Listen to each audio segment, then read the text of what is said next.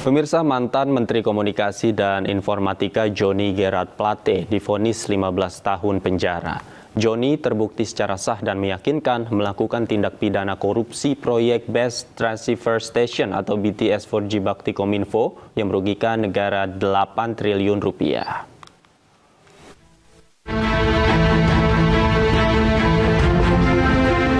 Mantan Menteri Komunikasi dan Informatika Johnny Gerard Plate divonis 15 tahun penjara dalam kasus mega korupsi Best Transceiver Station atau BTS 4G dan infrastruktur pendukung 1, 2, 3, 4, dan 5 Bakti Kominfo. Menyatakan terdakwa Johnny Gerard Plate telah terbukti secara sah dan meyakinkan bersalah melakukan tindak pidana korupsi secara bersama-sama sebagaimana dalam dakwaan primer penuntut umum. 2. Menjatuhkan pidana kepada terdakwa dengan pidana penjara selama 15 tahun dan denda sebesar 1 miliar rupiah dengan ketentuan apabila denda tersebut tidak dibayar akan diganti dengan pidana kurungan selama 6 bulan. 3. Menjatuhkan pidana tambahan berupa pembayaran uang pengganti kepada terdakwa sebesar 15 miliar 500 juta rupiah jika terpidana tidak membayar uang pengganti paling lama 1 bulan setelah putusan memperoleh kekuatan hukum tetap, maka harta bendanya dapat disita oleh jaksa dan dilelang. Vonis terhadap Johnny sama dengan tuntutan jaksa, yakni 15 tahun penjara. Politisi Partai Nasdem ini juga diharuskan membayar denda 1 miliar rupiah subsidiar 6 bulan penjara serta uang pengganti sebesar 15 miliar 500 juta rupiah. Johnny Plate terbukti secara sah dan meyakinkan melakukan tindak pidana korupsi BTS 4G. Selain Johnny, 2 terdakwa lain yakni Anang Ahmad Latif divonis 18 tahun penjara dan Yohan Suryanto divonis 5 tahun penjara. Ketiga terdakwa, Johnny G. Plate dan Anang Ahmad Latif menyatakan banding atas putusan hakim, sementara terdakwa Yohan Suryanto masih memikirkan upaya banding atau tidak. Dari Jakarta, Tim Liputan iNews melaporkan.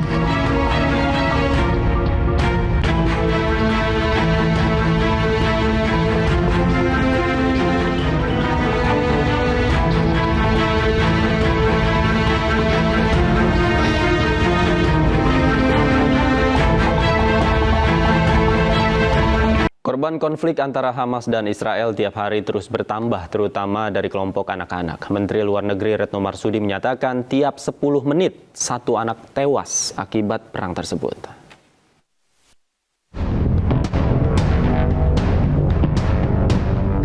Pertempuran antara kelompok Hamas dan Israel hingga kini terus memakan korban.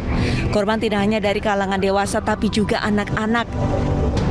Dalam pertemuan internasional di Arab Saudi, Menteri Luar Negeri Retno Marsudi menyatakan konflik Hamas-Israel juga menyebabkan korban anak-anak berjatuhan. Dalam 10 menit, satu anak-anak meninggal dunia. Karena per hari ini, kalau kita bicara di Gaza, maka korban yang meninggal itu sudah lebih dari 10.000. Nah, kalau kita lihat 4.000 diantaranya, 4.000 lebih ya, ini besaran yang dibulatkan anak-anak. Dan kalau kita combine antara anak-anak dengan perempuan, maka angkanya lebih dari 60% korban itu adalah perempuan dan anak. Dan di dalam situasi konflik, maka perempuan dan anak itu yang terpengaruh paling besar.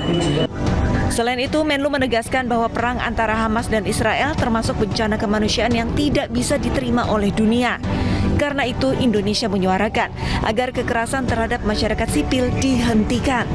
Indonesia tetap pada posisinya akan terus bersama rakyat Palestina. Dari Jeddah, Arab Saudi, Rian Kadiza, iNews melaporkan.